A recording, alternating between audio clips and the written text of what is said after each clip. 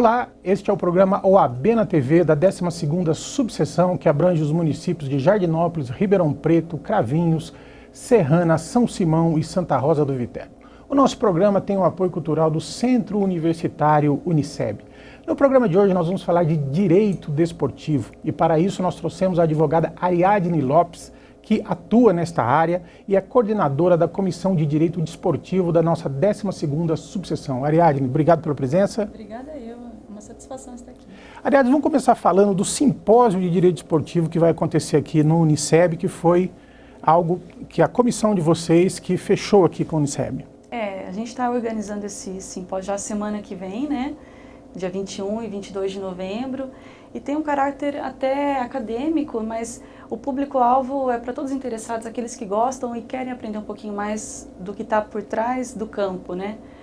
Você gostar de futebol é legal, mas vamos aprender um pouquinho das regras como um todo. Então fica já o convite para todos participarem, né? Pode fazer a inscrição pelo site da OAB e será muito produtivo, acredito. Eu quero até agradecer ao professor Arthur aqui, vice-reitor, o reitor, Dr. Chaim, pelo espaço cedido. Eu acredito que vai ser de grande proveito. Bacana. Ô, Ariadne, vamos começar a falar de algumas coisas então, que inclusive vai ser objeto do simpósio, né? Sim. Nós vamos começar a falar de contrato de trabalho, né? De atleta. A subordinação, ela é uma das características principais de um contrato de trabalho, né?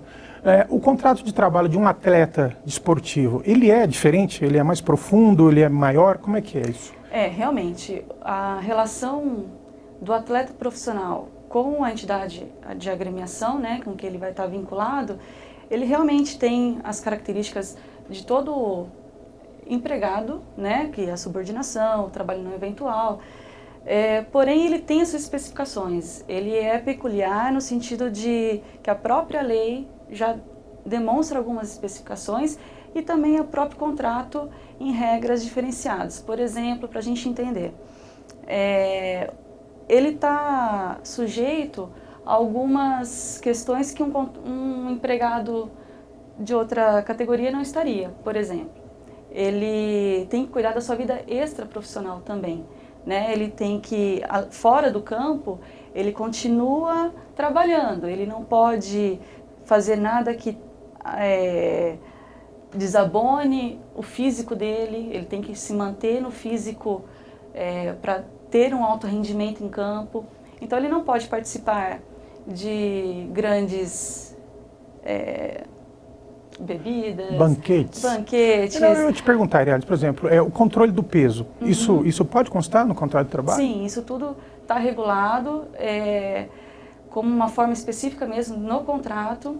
Por exemplo, na lei também tem outra especificidade, que o descanso remuneratório semanal de 24 horas ininterruptas tem que ser após uma partida de futebol. Por exemplo, não seria aos domingos como comumente, né? Então, aos domingos geralmente tem futebol, ele vai descansar numa segunda.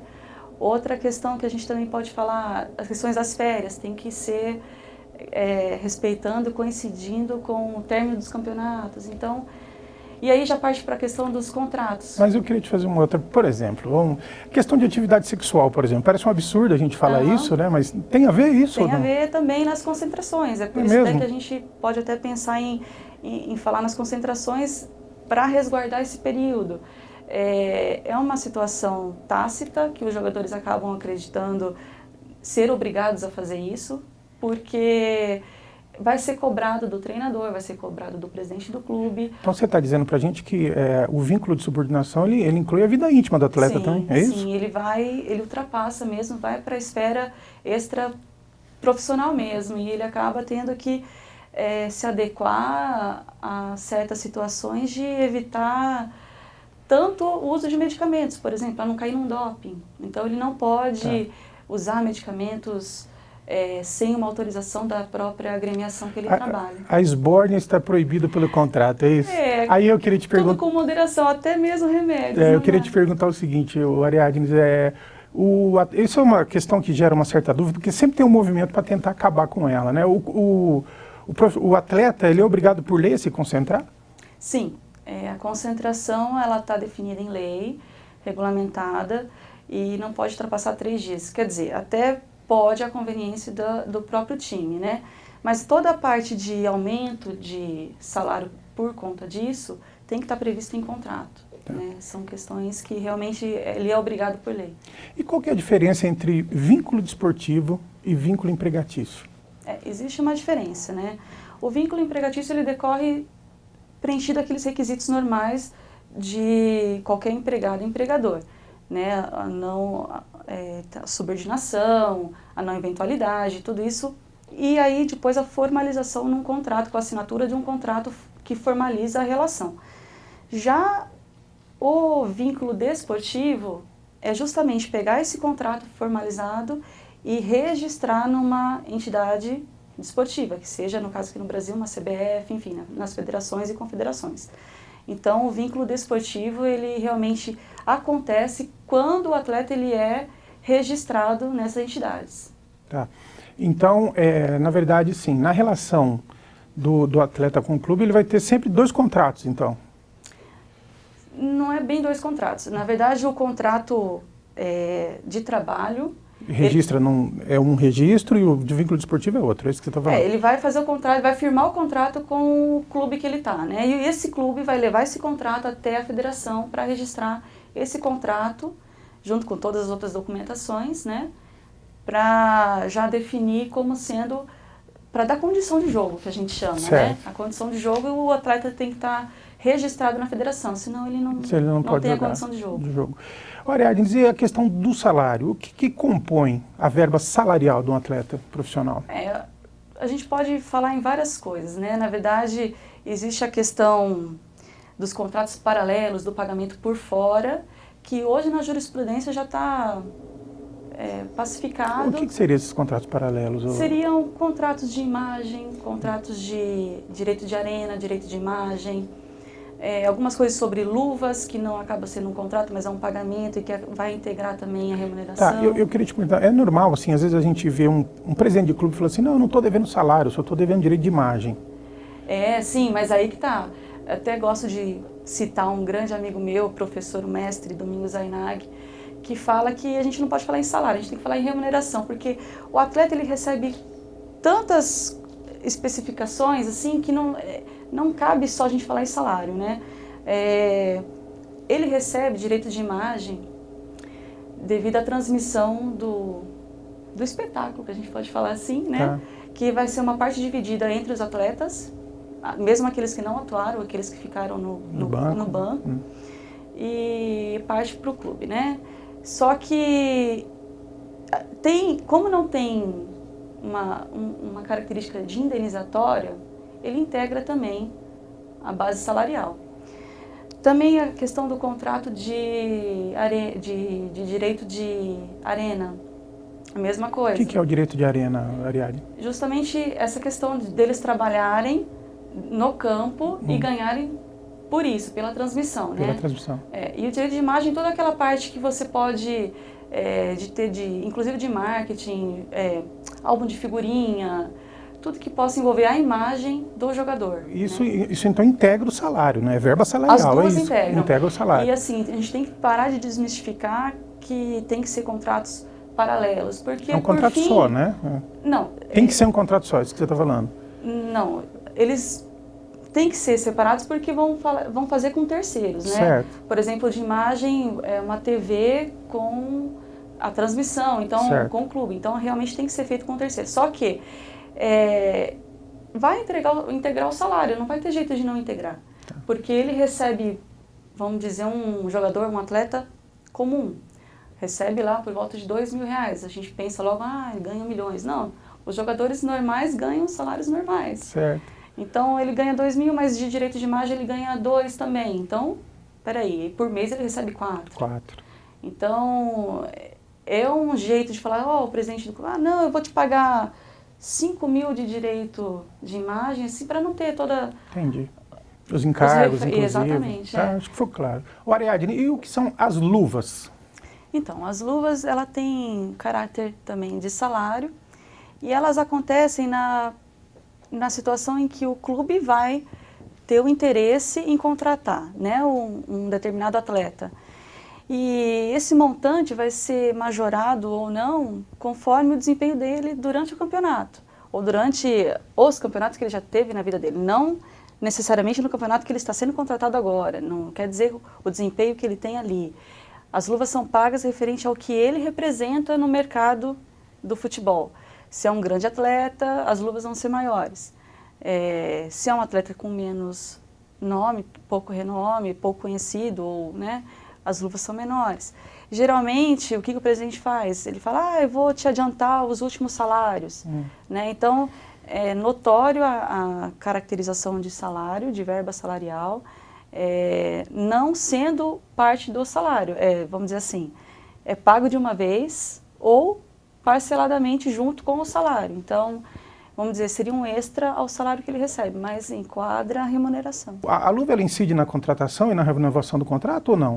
Na contratação, né? Na contratação. É claro que, geralmente, para ele continuar no clube, ele pode ter algum outro tipo de incentivo e tudo isso é negociado com o presidente, enfim, vai de interesse ali da hora, mas ela é um chamariz, vamos dizer assim, para o atleta ir para aquele clube. E o bicho, Ariadnes?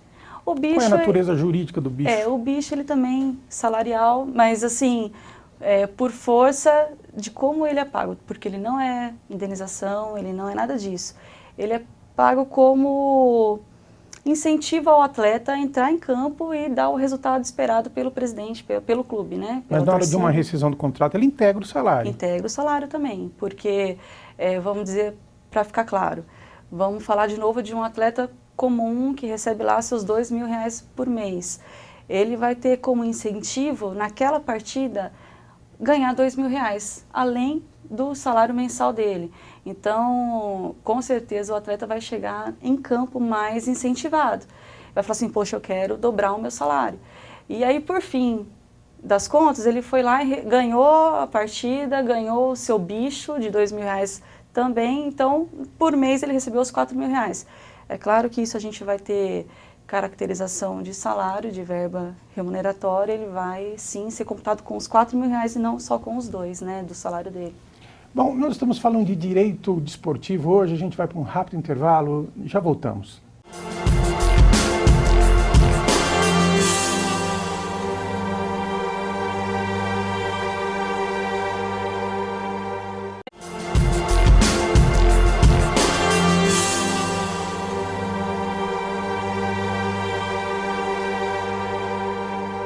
Estamos de volta com o AB na TV, lembrando que o nosso programa tem o incentivo cultural do Centro Universitário Uniceb. Estamos hoje com a doutora Ariadnes Lopes falando de direito desportivo. Ariadnes, nós terminamos o primeiro bloco falando do bicho, né?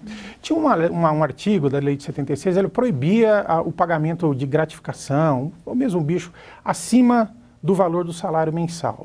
Como é que está essa questão? Hoje está revogado esse artigo, né, pelas alterações da Lei Pelé e as outras demais que vieram alterações. Porém, o que ainda continua sendo proibido são esses contratos por fora mesmo, que a gente chama, que é uma prática que acontece, que é o contrato de imagem, contrato de direito de arena, enfim, tudo para tentar desenquadrar ali a caracterização de verbas salariais, né? Então, a proibição fica mais nesse sentido, de que é claro, você entra em campo ganhando seus R$2.000 por mês, né? Se você depois tem um bicho que é praticado, que vamos dizer assim, certo que vai ocorrer, é uma prática costumeira, ganhando mais R$2.000 por partida, como incentivo de ganhar aquela partida, é claro que teu salário são R$4.000 e não só dois. Na verdade, assim, né, Ariadne, senão, assim, você colocava um salário lá embaixo e deixava para remunerar o atleta no bicho só, né? Sim, era uma espécie de fraude, isso, praticamente. Justamente. Então, o que a gente tem que combater são essas fraudes de contratos paralelos, né? Para tentar descaracterizar a verba salarial. Mas hoje é muito praticado o bicho, não tem como negar. Faz parte da cultura. Faz parte da cultura, né? Então, a lei realmente, a de 76, esse artigo está revogado, a prática existe, o que a gente não pode deixar que aconteça é que os atletas, numa eventual reclamação trabalhista, saia perdendo esses valores, né? Ou seja, o bicho sempre vai integrar, ele vai contar Sim. como salário, não tem Sim. conversa, né? Nesse sentido, jurisprudencialmente já está pacificado, né? Ariadne, outra questão é a respeito da duração do contrato de trabalho do atleta profissional. O contrato de trabalho do atleta profissional, ele é por prazo determinado, regido lá pela CLT nas questões de prazo determinado, porém com algumas especificações também. Alguns artigos na CLT que falam sobre o prazo determinado não se aplicam ao direito desportivo no contrato de trabalho. Por quê?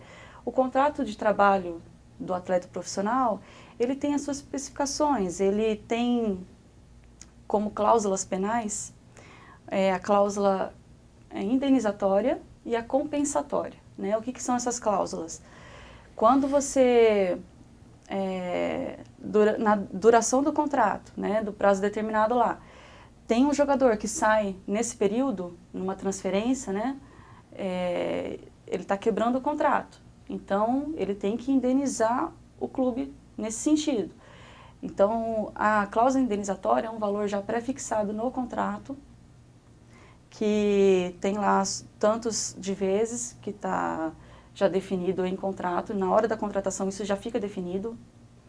E se um clube se interessa por aquele jogador, ele tem que pagar essa cláusula indenizatória juntamente com o atleta. Então, é devido ao atleta e à nova agremiação pagar ao clube que ele estava pela quebra do contrato antes do tempo do prazo determinado desse contrato. Mas também, por outro lado, existe a cláusula compensatória, que essa é devida ao atleta, caso o time, né, a agremiação, rescinda esse contrato. Seja, claro que por causa de não justa causa, né? Por causas diversas, se ele, por dispensa motivada, enfim, dispensa o jogador também tem lá a sua cláusula definida, pré-definida em contrato, que na hora da assinatura do contrato isso já está definido, que ele vai receber aquele valor caso ele seja dispensado, enfim, sem ter dado motivo para isso. Mas tem um prazo mínimo, um prazo máximo? Sim, eles não podem ser inferior a 3 meses e nunca superior a 5 anos. Então, é outra especificação também do contrato de trabalho desportivo. Tá. Agora, a questão mais polêmica, de longe, né, eu não sei se você concorda comigo, é a questão do primeiro contrato. Sim, porque envolve várias questões, né? Envolve a questão do time ser clube formador, ali os meninos lá naquela categoria de base já estão ali caminhando naquela esperança de ser profissional e ser titular do time. Então, desde os 12 anos, ele já está lá, 12, 13, 14, só que ele só pode firmar contrato profissional, né, a gente chama de ser profissionalizado, com 16 anos completos. Então, aquele clube formador que estava ali com o menino de base, só vai esperar os 16 anos completos para poder firmar, profissionalizar esse atleta, né? E aí ele passa a ser jogador profissional, passa a ser atleta profissional, né? E aí sim ele vai desempenhar a carreira como um todo. Ele tem um prazo mínimo, esse primeiro contrato? Como é que é? Não, com 16 anos, né? Tá, não, mas com 16 anos ele assina esse contrato. Nunca inferior a 3 meses e não superior a 3, por quê? 3 anos, então não é 5 como... Por que a gente fala 3? Porque existe... A FIFA tem os seus padrões, né? Então, acabaria levando a uma esfera internacional, se caso a gente fosse pensar numa transferência desse jogador. É claro que hoje em dia as transferências estão querendo, quanto mais novo, melhor, né? Então, tem que ter algumas regras sobre isso. A partir de 18 anos, ele pode ser transferido internacionalmente. Então, como é que ele vai ficar 5 anos ali naquele clube? Ele está, às vezes, perdendo muito tempo. A carreira é muito curta de um atleta profissional, né, de futebol. Então, ele não pode ficar preso esses 5 anos. A FIFA fala em 3, acaba sendo praticamente usual colocar no máximo 3, quando é o primeiro contrato de trabalho com 16. Mas por que os clubes formadores reclamam tanto, Ariadnes? Justamente por isso, porque para ele ter o status de clube formador, ele precisa ter muito investimento. Ele tem que investir na carreira do atleta como um todo. Ele tem que ter profissionais especializados para ele, médico, dentista, ele tem que garantir a participação do atleta em escolas. Toda a parte psicológica, de treinamento, comida, fisioterapia, ele tem que dar uma estrutura para o atleta e isso despende muito dinheiro. Então o clube acaba investindo mesmo naquele garoto, né, de todos os lados, como um ser humano primeiro, né, e depois para ele ter um alto rendimento, porque não adianta você entrar em campo com problema familiar, porque às vezes não tem o que comer em casa, né, então ele tem que ter dentro daquele campo. Como é que ele vai falar, cheio de problemas, chegar em campo e ter um alto rendimento? Então, o que o clube faz? Ele incentiva, ele dá alojamento, tem clubes que são, assim, referência nisso, né? Aqui na nossa região, o Botafogo conseguiu esse status de clube formador e não são todos, eles têm que ter esses requisitos, ele tem que cumprir todos esses requisitos. O garoto assinou, fez lá, 16 anos, assinou o primeiro contrato por 3 anos. Terminado esse prazo, ele pode ir para onde ele quiser? Ele pode assinar com quem ele quiser? O clube formador fica com quanto? É aí que tá. Existe aquela indenização que a gente está falando das cláusulas penais, né? Da indenização e da compensação.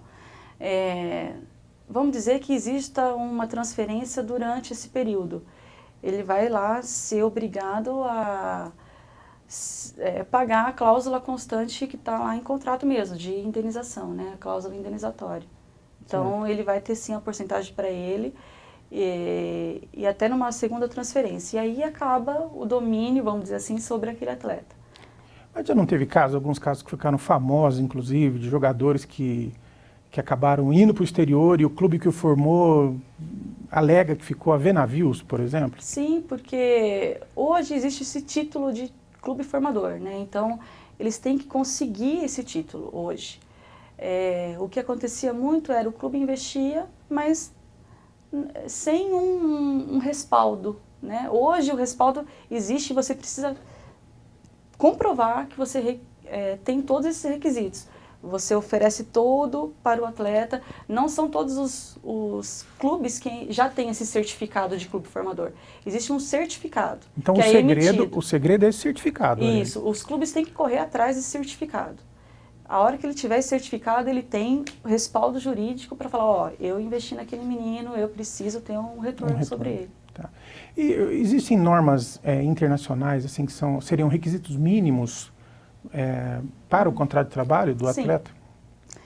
A FIFA, como órgão internacional, regula e até já emitiu uma circular, que é a 171 de 2008.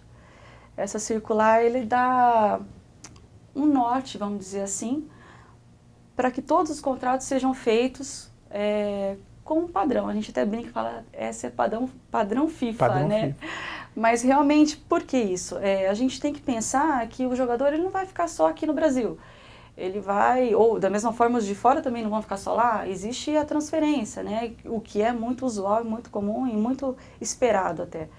Então existe uma tentativa de uniformizar tudo, né? E ser um mesmo padrão para todos. É claro que existe diferenças nacionais, um clube norte-americano, cada um é diferente, sim, tem as que respeitar realidades locais, né? Isso. Só que existe, vamos dizer assim, como se fosse um padrão de contrato que é usual e a gente chama até que é um formulário. A gente brinca, fala que é um formulário que você só preenche, troca os nomes e já está ali meio que pré-definido. As cláusulas, você só negocia com o atleta os valores que ele vai ter. Mas, na verdade, um contrato ele já é quase que um formulário, é quase que um contrato de adesão. Eu já li alguns juristas falando, não, essas regras da FIFA não se aplicam aos contratos, mas não tem isso não, né? É complicado você falar sobre isso, porque a gente até brinca na Copa, né? A FIFA, ela exige milhões de coisas que você fala, não, como que pode se sobrepor a legislação nacional do país, né? Mas, então, você não quer, então, obrigado, a gente vai na outra. Então, você acaba tendo que se adequar a eles, né? Então a gente brinca que o futebol é um mundo paralelo, tudo acontece diferente do que está ali na lei, né? E um clube estrangeiro para contratar um atleta no Brasil, o que ele precisa fazer? Bom, a gente tem que pensar primeiro nas regras lá do primeiro contrato, da idade dele, né? A partir de 16 anos, depois de 18 para as transferências, e pensar que nesse interim existe a possibilidade dos pais irem junto, mas não, a gente fala assim, com os pais indo a trabalho que não relacionado ao futebol. Bom, Ariadnes, a gente está se encaminhando para o final do programa, infelizmente, tá? Eu queria agradecer demais a tua presença aqui. Eu que agradeço. E pedir para você fazer suas considerações finais. Não, primeiramente, obrigada pela oportunidade. Foi uma delícia falar um pouquinho, né, do que a gente tem, mas quem quiser saber um pouco mais e até muito mais aprofundado, fica o convite para presenciar e prestigiar o nosso evento, que vai ter uma presença internacional. E essas questões internacionais eu acho que são as mais interessantes. Lá do time Fenerbahçe vai estar aqui e vai poder falar muito. Semana que vem? Semana que vem, dia 21 e 22 de novembro. Dia 21 à noite e dia 22 à tarde. Então eu espero a participação de todos para aprender um pouquinho mais e tenho certeza que vai ser muito bom. Obrigado, Ariadne. Evento imperdível, com certeza. Bom, este foi o OAB na TV da 12ª subseção, que abrange os municípios de Jardinópolis, Ribeirão Preto, Serrana, Cravinhos, São Simão e Santa Rosa do Viterbo. Nós tivemos o apoio cultural do Centro Universitário Uniceb. Muito obrigado pela audiência. Semana que vem nós estaremos de volta.